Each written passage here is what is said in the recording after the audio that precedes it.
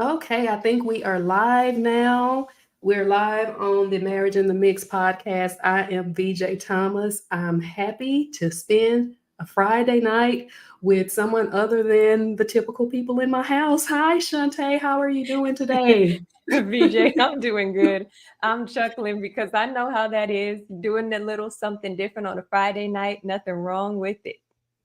I know, and usually I try to do some. I think we were chatting a little bit a few minutes ago with my kids and stuff, but it's more miss than it is hit right now. Hmm. So it's like I'm looking forward to hanging out with friends and happy hours and stuff. So this is like my little happy hour today. That'll work. I'm That'll here work. with you. Well, thank you so much for joining me today. So, guys, if you didn't catch the name, I'm talking to Shantae Dent today. Shantae is a certified personal development coach and speaker, as well as the founder of EQ Wives. EQ Wives is a 9-week coaching program that combines personal development and relationship enhancement to help wives achieve a harmonious balance in their lives. And that's something I think that's an amazing program based on what I know about it already. And I'm sure there's lots of transformations happening in the program, right? Absolutely, yes. Okay. Yeah, so I know I've already said it, but thanks again for joining us today. I would like for you to tell us a little bit about you. I am a Cali girl, currently living in Georgia. I'm the youngest of three. I'm here. I love people. I love life.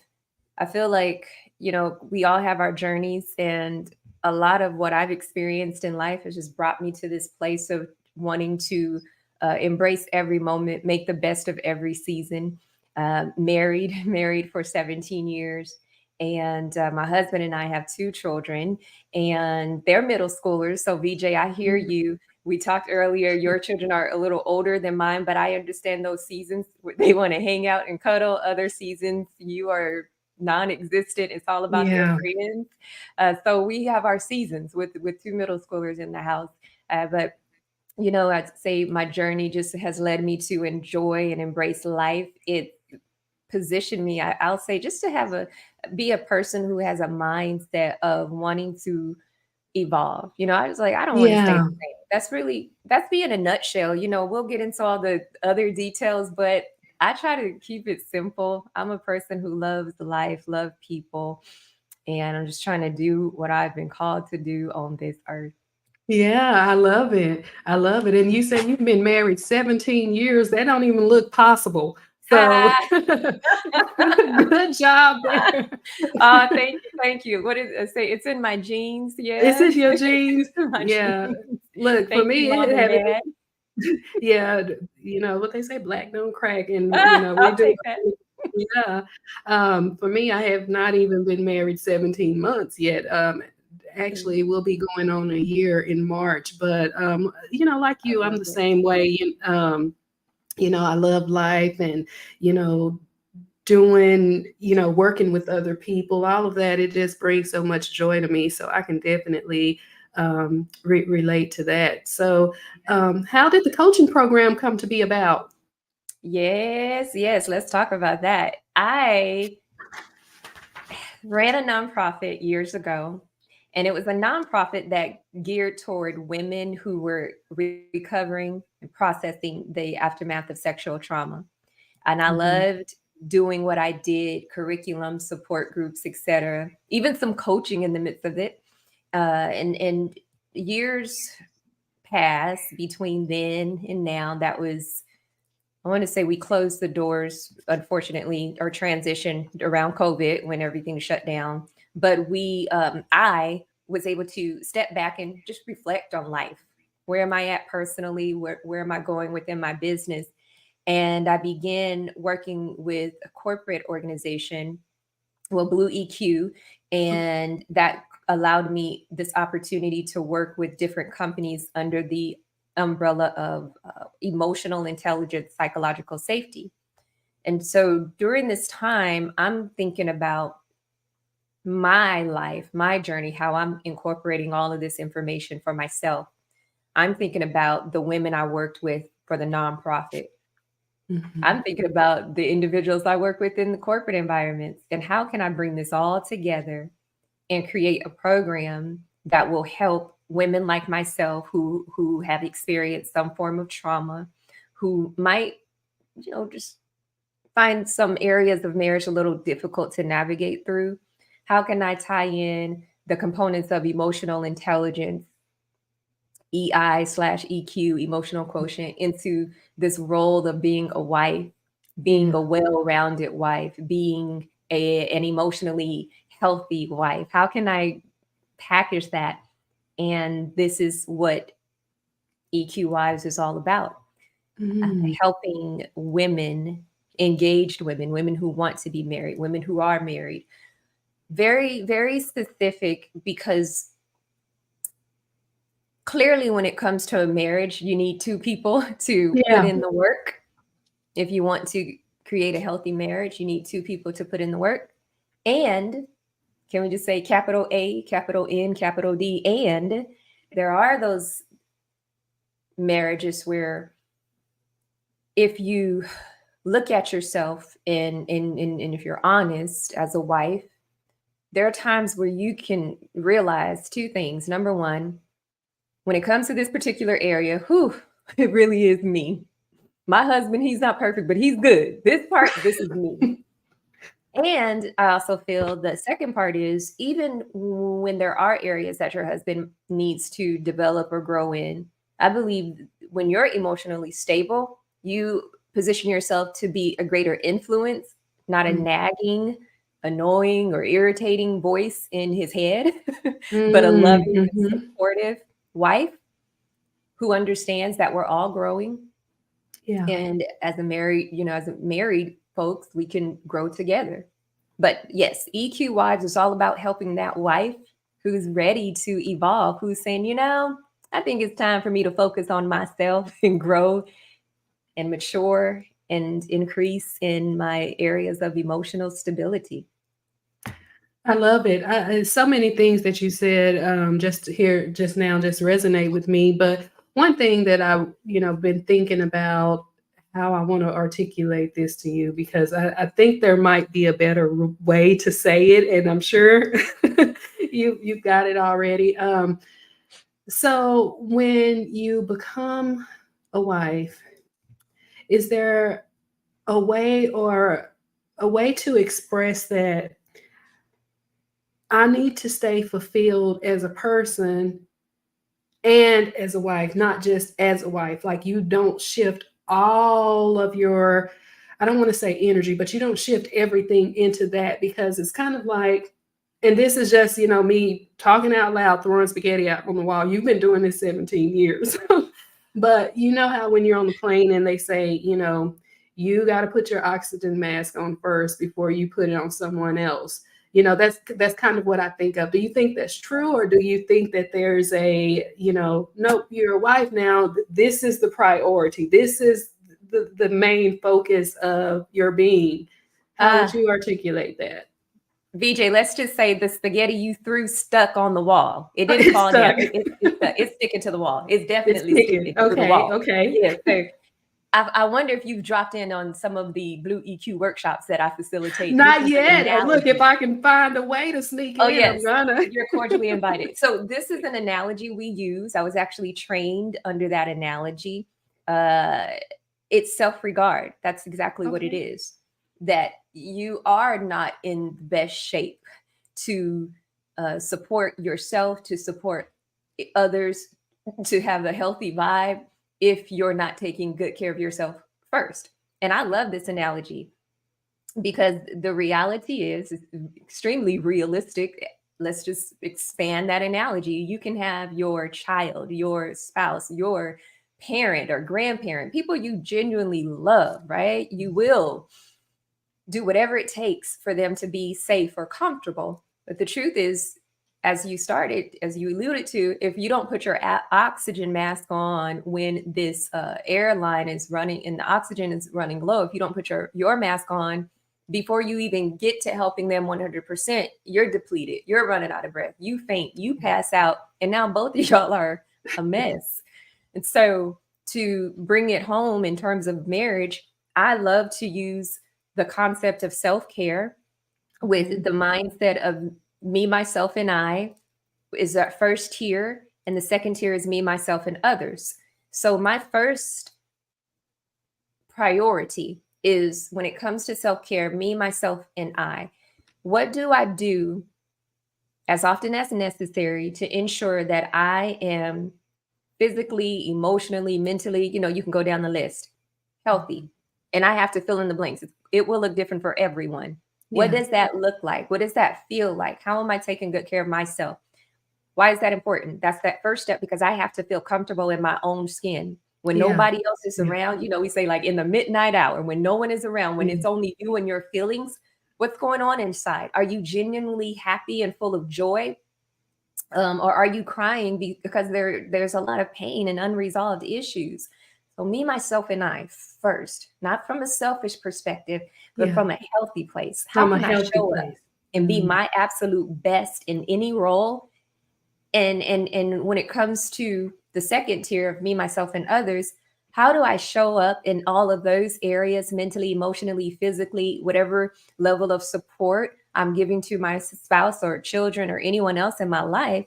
How do I show up and offer them the best version? What does that form of self-care look like? Because I need to take care of myself so that my level of influence can peak Yeah. when I'm Yeah. engaged in conversation and relationship with individuals, with my spouse. So realistically, what does that look like? Can you give us an example that you're Yes, comfortable with sharing? I love examples. Yes. So one example that hits home, and I'll start with the early marriage scenario, because if you're open to learning, as the longer you're married, the more lessons you learn. So let's start with early marriage. I remember early on in marriage, and at this time there's a lot to learn. You mentioned 17 months, Not was it even 17 70? months. Not 17 months. So Yeah, like in those new phases and new stages where you're still learning one another, and having expectations. So I call them unrealistic expectations, VJ. I When had that written down too. I'm glad you're getting to it already. okay. So that's my example. When I got married, here's the deal. I was recovering from a lot. I was recovering from sexual trauma and other unresolved issues from my past. So I'm getting married, and I feel like there's this moment where I want my husband to make me feel good. And that meant, I'm trying to find the right words to say. So I was desiring for him to say things in terms of compliments. Our husbands compliment Yeah. us, Mhm. but I wanted more because I was drawing on him to fill a void that he could not fill. So Okay. on the surface, I felt like if my husband complimented me more, I'll feel much better. If he just says one more nice thing, or I'm just pulling on him to make me feel good about myself. And it was a conversation that he and I had. And this is a conversation that's embedded in my mind. He says, I understand what you're asking for, but what you're asking for, it can't come from me. It should not come from me. Oh, General okay. compliments from our spouse is normal. I'm not saying we don't need that. We definitely need the compliments. But the unrealistic, excessive desire to need the compliments to feel good, that's where you get into the danger zone. And so my Mm. husband wanted to ensure that I can compliment you all day long, but here's the deal. What if I stop? What if I'm not in your life anymore? I mean, he's going worst case scenario. If Yeah. I'm not around, I don't want you to need that. I don't want you to need me to feel good about yourself. Man, BJ, I did not want to hear that. Well, Because you're I was my just about to husband. say, I don't want to hear that. I You are know my I'm just husband, in. Look, and I just need you to say what compliment. y'all say it. Just say Yes, it. compliment So me all it day, was, every day. yeah, I'm just it kidding, wasn't but the response I wanted to hear, and it took a minute for it to process. But I had to take a pause and really hear the essence of yeah, what he was saying. And I yeah. thought, I get it. That's actually pretty cool. That's love right there, because It you is. don't want me feeling good because of a pedestal you put me on. What if Because someone he can had take it the, away. he can take Yeah. it away. If I give that to you, you're essentially giving me the power. Here you go. You have the power Yeah. to make me feel good about myself. You have my self-esteem, and my confidence is now in your hands, husband Howard. And he's like, no, I don't even want that. I love Mm. you. I hear you. I see you, but I don't even want that. I need you. I want you to have that. And here's the deal. I've had it to an extent, but it wasn't consistent, because again, I still had some unresolved issues that I had to process. I hope that's a good example, but that was No, just one it that I is. use. It was just, it hit me, and I get it, and I'm thankful to this day that he didn't follow follow me in that particular area. Well, look, I hope mines don't see this because I'm still on that train of I want more compliments. But you are so right. Like I know in my mind you're right about that. Hmm. But it just feels good. But the It, message that your husband gave to you, it is so true. And I do believe that I would probably tell anyone else, but maybe I need to get off the gas a little bit with telling Mr. Thomas, like, hey, come on with the compliments a little bit more. yeah, yeah, but it's a balance. I think The as long balance. as we find a healthy balance, that's what's Yeah, important. And check-ins are a good way to have a healthy balance. Those real conversations, like yeah, a week later or 2 week later, how the compliments flowing. yeah. Just kind of gauge it. But yeah, a healthy balance, because we don't want them to stop. Now that's I that's know. another No, it's conversation. totally me. I get enough Yeah. compliments. I just, want them to, be all the time. And that's unrealistic, unrealistic Right, right. expectations, like you said. Yeah. I love it. I love that example. I think that was a really good example. Mhm. Speaking of unrealistic expectations, though, let's talk a little bit about cultural and societal expectations. And I feel like right now that's a really big thing. I can get on the soapbox about this all day, but I won't. I feel like we as a people, as a race, a culture, we're kind of divided right now when it comes to relationships. We've got red pill over here, blue pill over there, whatever you want to call it, purple pill in the middle. And I just wish that we can start to find some more middle ground or common ground when it comes to our expectations in a relationship or a marriage. Mhm. what what words of advice or comments do you have on societal or cultural expectations? Anything really standing out for you at this time? There's a lot that stands out. Uh-oh. Well, I mean, here's why I say that, because I think the perspective is going to vary for different people. So clearly, I can only speak for myself. Yeah, yeah. I I know that a lot of people are open to trying different things. A lot of people stick to what they stick to for religious reasons, for cultural reasons, as you mentioned. I feel as if what matters is what you and your spouse are in Yes. agreement on. Oh, yeah. I feel that we will always have someone in our lives who are not in agreement with how we Mhm. choose to flow in our marriage. That's inevitable. So, as long as we are on the same page and in unity with our spouse, really, PJ, that's where I've learned to put my energy and my Yeah. focus, because if we watch television, we are already messed up.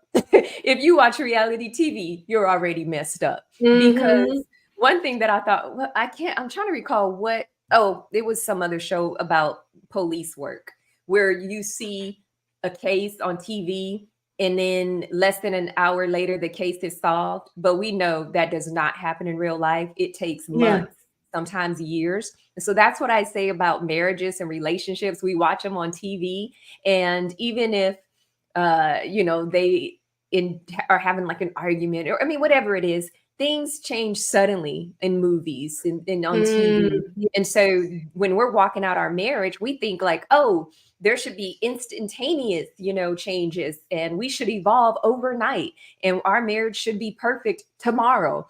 And that is what we get from social media, television, movies, etc. Sometimes society will cause us to think that's normal. And when we get Yeah. married, we are in for a surprise. There's also, and you mentioned this, the roles. Okay. So everybody, again, has their norm. When my husband and I got married, before our children were on the scene, we were already having a discussion on what it was going to look like.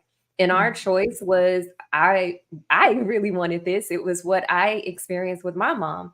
I wanted to be the mom who was as hands-on as possible. PTA mom, volunteering at the school. That was my passion. Like, I want to be right there in with my Really? kids. Oh, I didn't want that to do was none of that. so precious. See, That's and lovely. I didn't there want you no go. parts See, of it. and so here's what I absolutely love. Hearing our differences is not, oh, really, Shantae, that's what you wanted to do? Ooh, Yeah. VJ, I don't know about all that.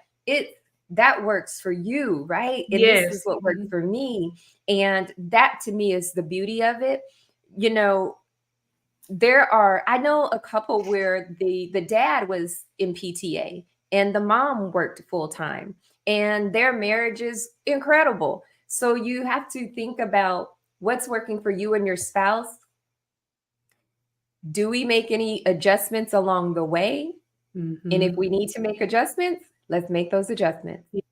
I think another important part of that is also turning down the noise. And you already kind of said that in so many words, I think. Yeah. But when you listen, like you say, you watch TV or you go onto the internet and you see all of these opinions, you will start to think that's the norm. And sometimes Mhm. you have to kind of back off of that.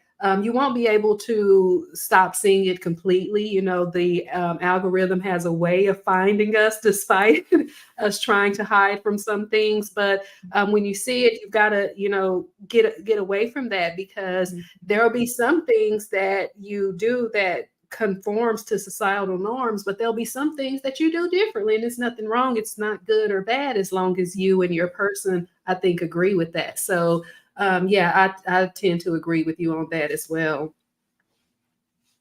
Yeah. Yeah. I think you're maybe freeze just a little bit, but that's okay. Does my screen and everything look fine to you? I think it Oh, is a little frozen. I say a little frozen, frozen or not frozen. It flowed and then it froze again. okay.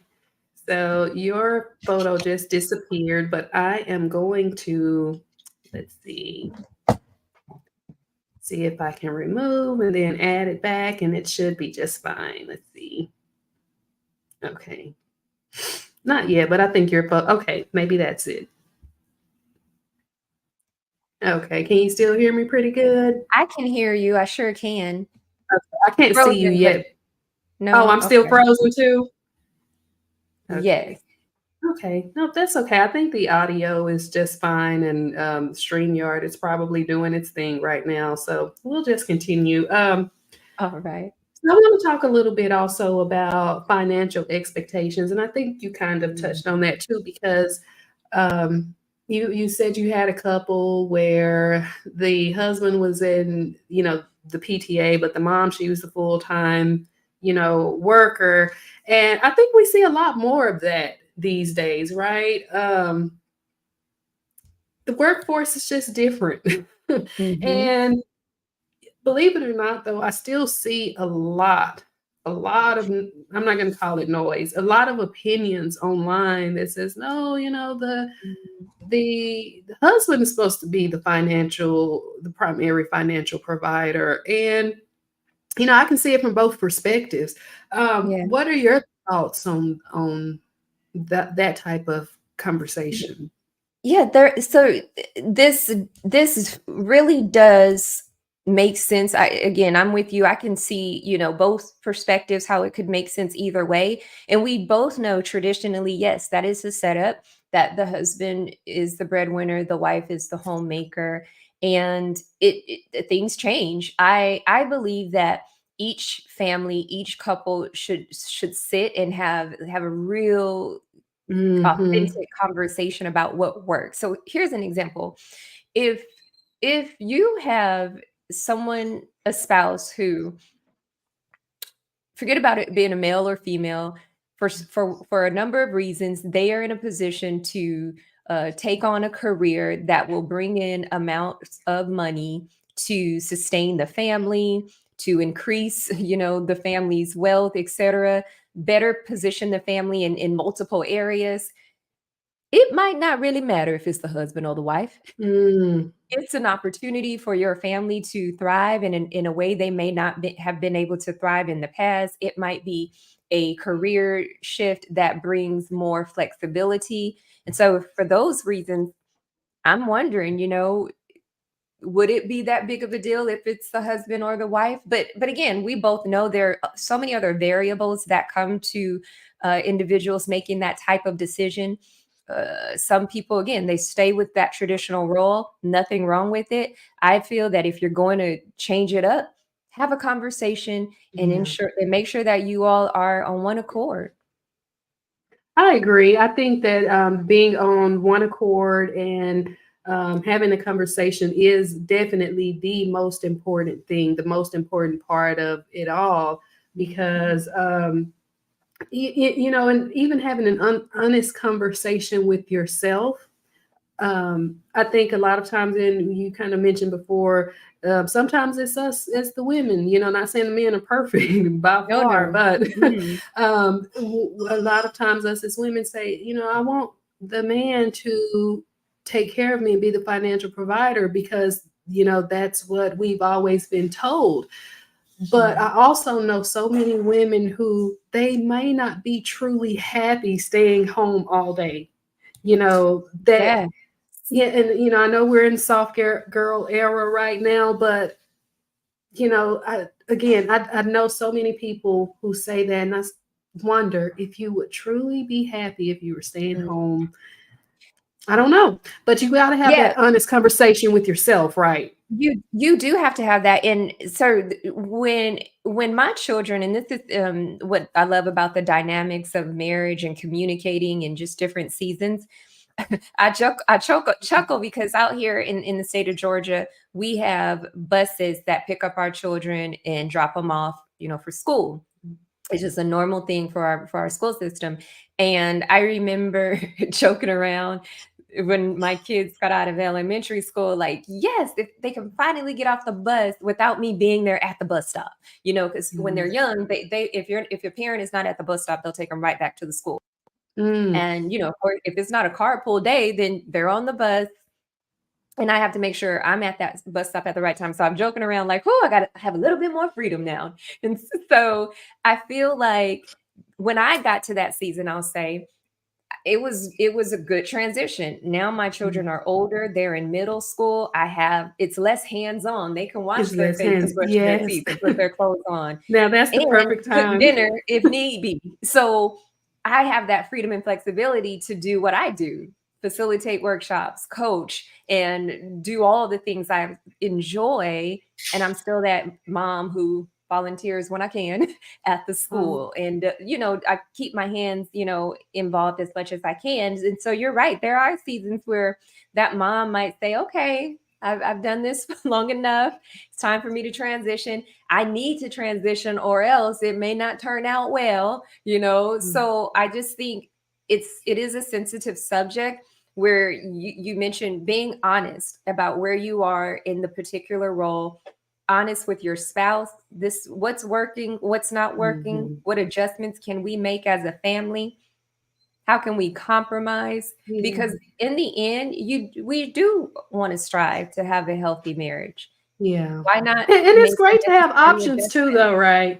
Yeah. Yeah, I think it's great to have options and to have a spouse who's willing to try the different things. So if you want to try a season of you being a stay-at-home mom, and that works out, and then or it doesn't work out, and you can go back to Mhm. being a boss chick, going to the office, whatever you want to do. I think it's important to be with someone who fosters an environment of, okay, I want to support you in the different things you want to do, you want to try. So, yeah, um, I get it. I think for me,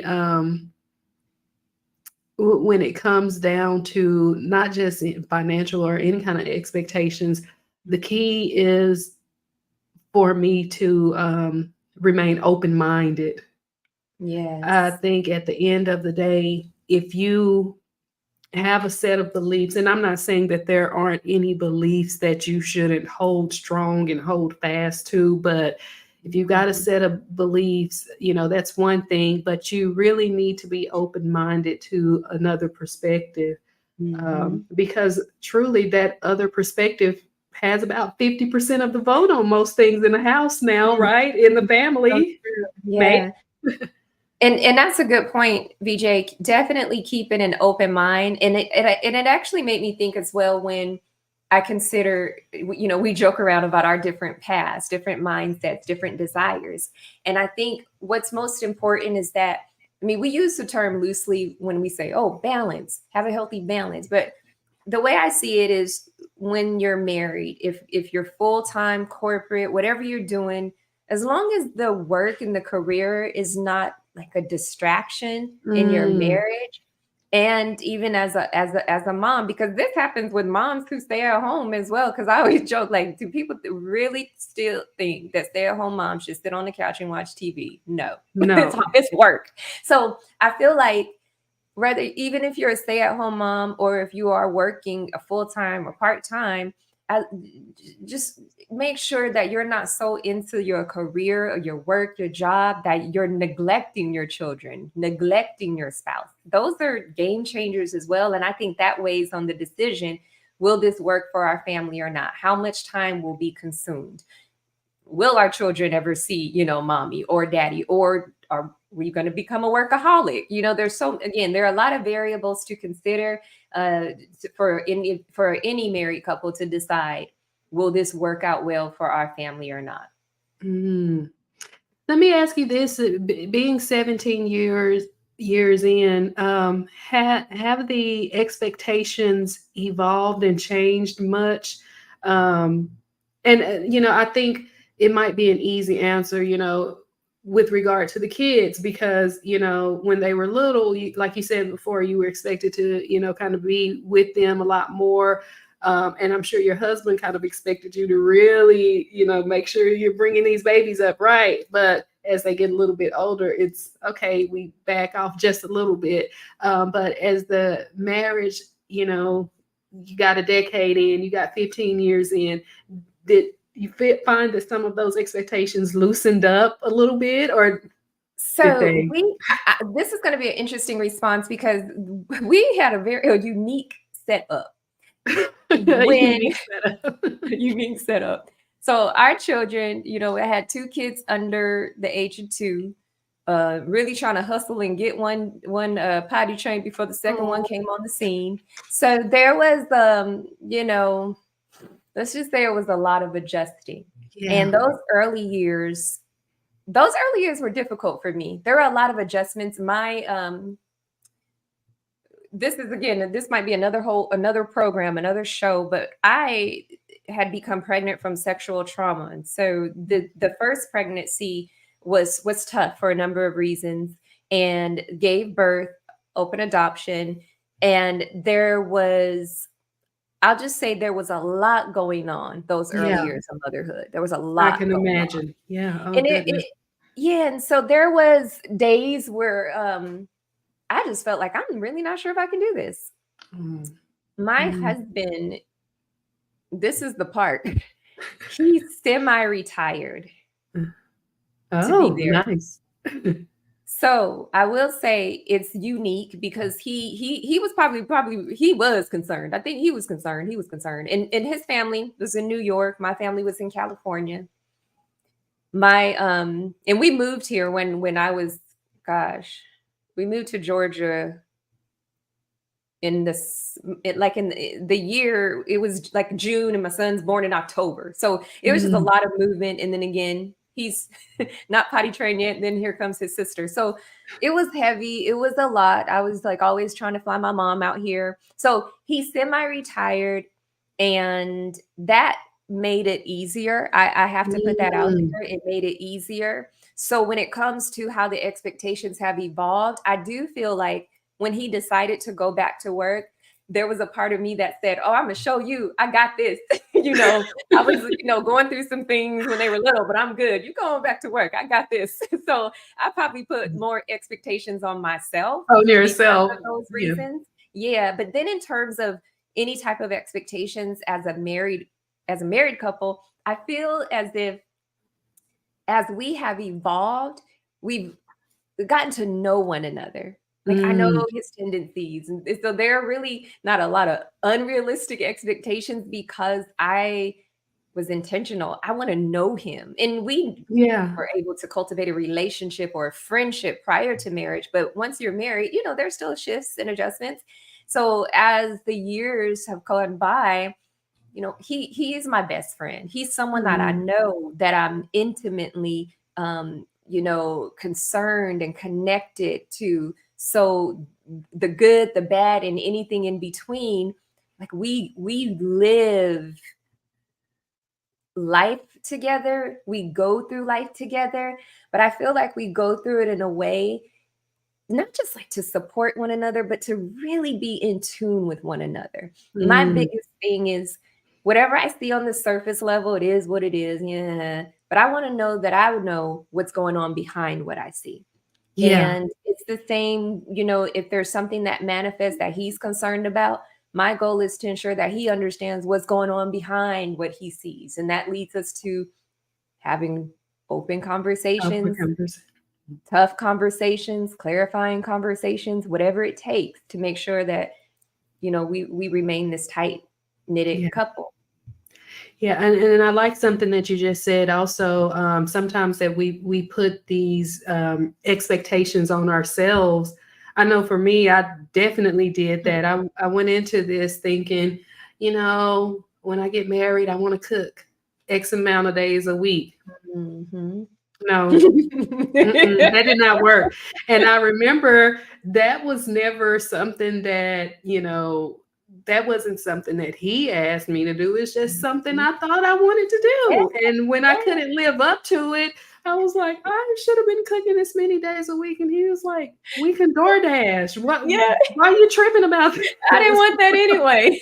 I didn't want that crap you cooking anyway. But yeah, so it was like you put these expectations on yourself, Yeah. but sometimes that you're not even expected to live up to the expectations Mm. you put out there. So Mhm. yeah, but it's important to kind of Yeah. be with a partner who gets it and gets you, and like you said, want to be Mhm. your best friend. I think that's really really important. It Yeah. is. I love, VJ, how you gave that example. I bet every wife we talk to will have a story one way or another. I did the same thing, but my area was it was laundry. I was always like proud of myself, like, "Oh, I'm gonna wash his clothes and da da da da da." And he's just looking like, he's like, "Stop washing my clothes. I'm washing my own clothes." I'm like, "Oh, I just want to make sure." And he's looking at me like, "No, I mean, it's like, seriously, I'm good." I started that too, but that was very short lived. And he said the exact same thing. He I got my own wants to clothes. You wash his don't, clothes. and I'm like, good, because I'm probably gonna ruin your stuff. Well, like, say, I don't like doing laundry anyway. There you go. hmm I don't, and so it's good that you don't have those expectations, or that if you have put those expectations on yourself, sometimes we get let off the hook, and it's nice. I do like though, and this is not directed to my spouse; it's more directed to me, telling on myself.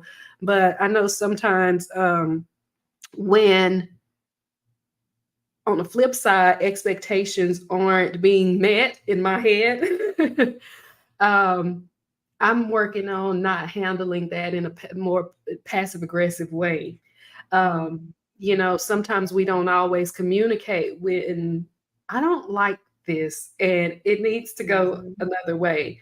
And I Mhm. know for me, I partially do that because I'm trying to work through it Yeah. and Yeah. think through it and not see things one sided. Mhm. Um, but then I also realized this man been trying to talk to me all day and I've been giving him one word answers. That's not right. Ooh, not right, not right, not right. So No. No. yeah, so it's kind of I think it's important to also, when expectations aren't being met, Mhm. you kind of have a system or something in place so you can check yourself and get things back on track.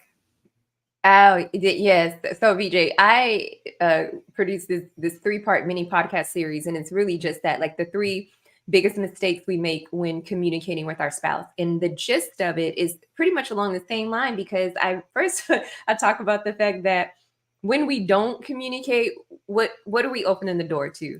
Tension, Mm, frustration, confusion, disappointment, misunderstanding. I mean, the list can go on, right? And then I talk about how we will have a conversation in our heads, and we in those three mistakes, we blame, we mm, shame, and we have these unrealistic expectations. So we're blaming our spouse for the issue, and then we shame them because it's an issue in the first place, and then we go on this tangent with these unrealistic expectations.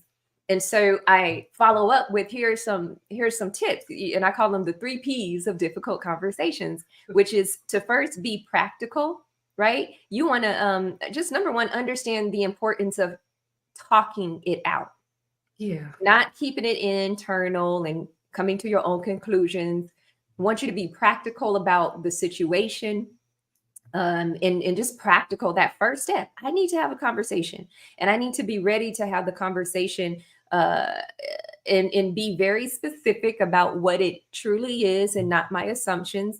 And then the second P is to be prepared. So I like to do this for myself, for a situation. I need to talk to my husband. I need to make sure that um, I'm prepared and not, I mean, if I need notes, I have notes. I'm not against any tool, any tool, any resource, but gather my thoughts, before I approach him. What do I really need to Mm, say? Um, to communicate how I feel about a particular situation or an experience. And then the third P is proactive, just in general, establishing an environment in my home and in my marriage that we're clarifying conversations is the norm. And so we don't have okay. to wait until something crazy pops off. Oh, we have to talk about it. No, we're going to normalize having conversations. We're going to I love normalize it. communicating. So when those speed bumps and whatever comes up in our marriage and our communication with our children, whatever the subject matter is, we are accustomed to respectfully communicating with one another. And yes, it's a difficult conversation, but we're fully equipped to have this difficult conversation. There's no silent treatment. We're not walking on eggshells. Like that's not cool. No. So you talking to me right now, in other words. Okay, I get it. Well, Like, whatever. I ain't trying to hear that right now. I'm just kidding. It's good information, and I know you're right. That's why I'm like, okay, let me take some notes because I guess she know what she talking about. so here's my thing. I always have to say my life's motto, it's to heal emotionally, to love earnestly, and to live freely. And I just know that some situations take more steps than others to get through that Yeah, formula, but I have to have the mindset of how can I heal, love, and live from this, through this, with this, etc. And I started out by saying I've been through some things, and yeah, I've been through enough. And I mean, haven't we all? But we should get to that point where I've been through enough that whatever it takes to live a peaceful life, I'm willing to do that. Whatever mm. I need to learn or unlearn, I'm all for it. Because if I'm going to be married, my goodness, I need to enjoy this marriage. I need I to love enjoy it. myself too much. I love life too much to just get caught up in not wanting to be humble and have difficult conversations, to work on me first. And if I can influence my husband, hoo, yes. And then Yeah. if I learn how to communicate with him, then he's more open and we can have those conversations. It's worth putting in the work. It's worth putting in the work. I love it. I love it. Well, I did not want to take up a lot of your time tonight. I just want to touch on one other thing. I think we'd be remiss to have a conversation on the misconceptions of marriage without at least broaching this topic very lightly, at least. But Let's talk about some of the misconceptions of the role of intimacy and physical affection. Yes. And I'm sure you probably got a whole chapter on that in the program. But do you want to touch on that and I provide some do. insight? Yes. Yes. I will touch on this, and my perspective will I hope set the tone for an extreme situation. Okay. In that this extreme example, I hope will help on a day-to-day situation with wives who might be struggling in this area. I I'm always saying that I can't teach it, I can't share it unless I've lived through it and worked through it. So when it comes to intimacy, every wife will have her reasons if she struggles in this area. And let's just start on Mhm. that area because usually that's what we're leading to, right? Because if it's all Yeah. good, we're not really talking about it. We're going with it. So for that wife who's struggling in this area, I will encourage you to talk about it. I Talk feel about like you have it. to talk about it because if you don't talk about it, so many misconceptions can come up Mm. from not talking about it. And when I say talk about it, my extreme example, I know this might not be everyone's story, but as a survivor of sexual assault, that was one area I didn't consider prior to marriage. It wasn't Mm. until now I'm married and I had no idea that I would be triggered during intimacy. Mm. And that messed me up, messed me up, messed me up. My Oh man. husband was so patient. I will say he was patient, but I can't speak for all husbands. There might be some husbands that are not patient, but he was patient and understanding. But here's what I mean by talk about it. I realized that we weren't getting through that season so well. It was uncomfortable. And I felt like I didn't have a solution, so I had to talk about it. At the time, I was volunteering at a rape crisis center. So I talked to Mm. one of the other rape crisis counselors and I said, hey, look, I'm embarrassed. I don't even like that this is something I have to bring up. But I Mm. know if I want my marriage to last, if I want it to be healthy, I need help. How do I work through these triggers? So she gave me advice and my husband and I worked through that. We did, talk about it. And so there are some times where the situation is different. It's a wife or a husband, but I'm tired. I just don't feel like being intimate because Mm. I'm sleepy. I want to go to bed. Communicate that. We hear this in some movies or hear a couple talk about, oh, we had to schedule our intimacy, physical intimacy. Mm. I love to tell people do what works. If it's healthy for both of you all, if you're in agreement, do what works. If you need to schedule your times of intimacy, schedule it. But what breaks my heart is when a spouse is deprived and denied.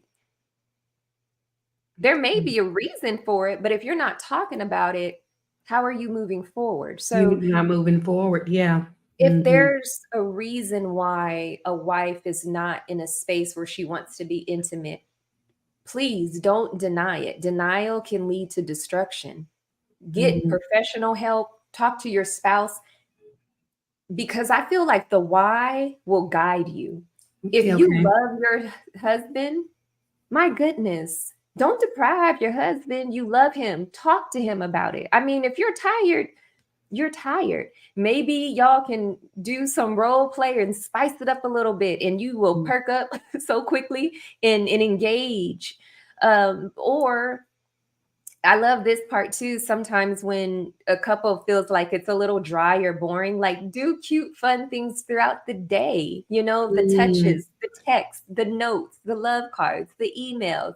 Build up to that moment of excitement. And we can go in a lot of other directions. There's some, and again, this all depends on what your concern is.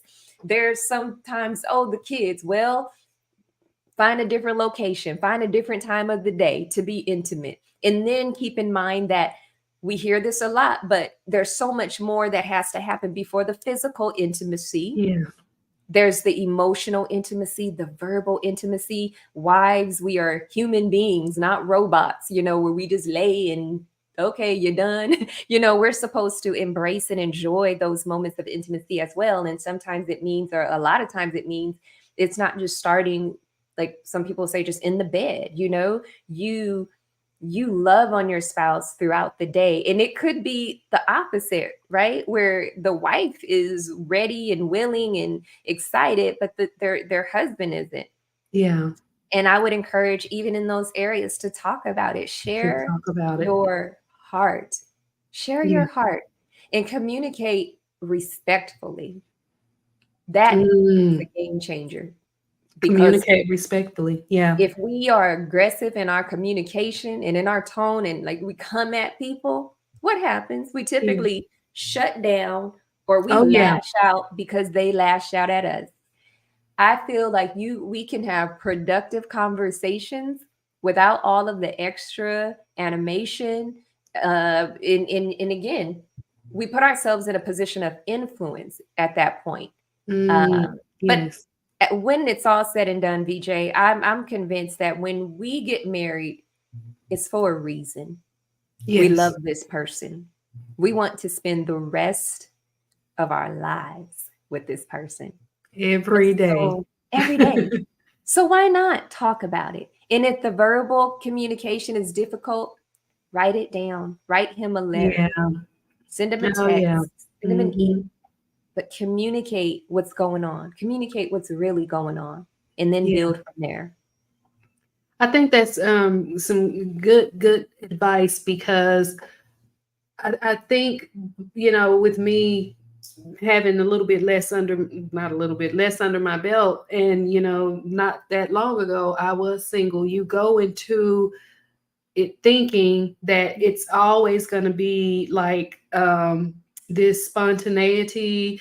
It's always going to be, you know at the same level that it was. But as the relationship progresses, and you've got kids and you got jobs and all these other stressors, you have to be more intentional, not just about intimacy, but about that, keeping that connection. It Yeah. becomes a lot more intentional. And you might say, oh, we haven't really Mm, sat down and talked, and whatever, in several weeks. And you have to be intentional about that. And you mentioned some people might schedule it, or whatever works. I guess you have to do that. But that is definitely something that I notice, is that you have to be intentional about the intimacy, the physical affection, all of that, um, because it's not going to always be at the level that it was before.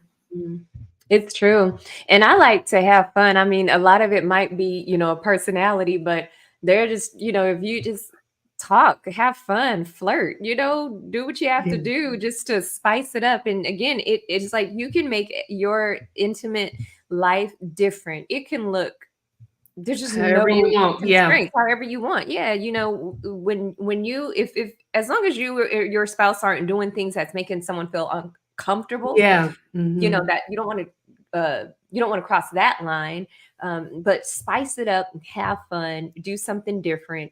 um, I've heard some sessions where, like, for women, put that lingerie on, spice it up for yourself, spice it up for your spouse, just do Yeah. different things that make you feel like, all right, let's go, I'm ready for this, like whatever you feel like I you look need to good do. today. Yeah. Yeah, I mean, and Hmm. this is an area, like another subject we can talk about all day long, because there's so much fun and excitement about what we can do to spice up our level of intimacy. And again, that's in every area. It's our physical intimacy, it's the verbal, the Yeah. nonverbal, so many ways that we can stay intimate with our spouse. But I would reiterate that if there's some deeply seated issues, work with someone, talk to someone, get help, seek advice, so that this won't be the elephant in the room. The elephant in the room. Yeah. Yeah, I think Mhm. that's the perfect way to kind of end that is, if there's issues or something that, is not playing out like you thought it would, the best thing to do would be talk about it, with your partner, and go from there. But you got to get it out in the open, right? Oh yes. Yeah. Yes. Yeah. Oh my goodness. Well, it's been a lovely chat. really can go on and on, but I know it's family time.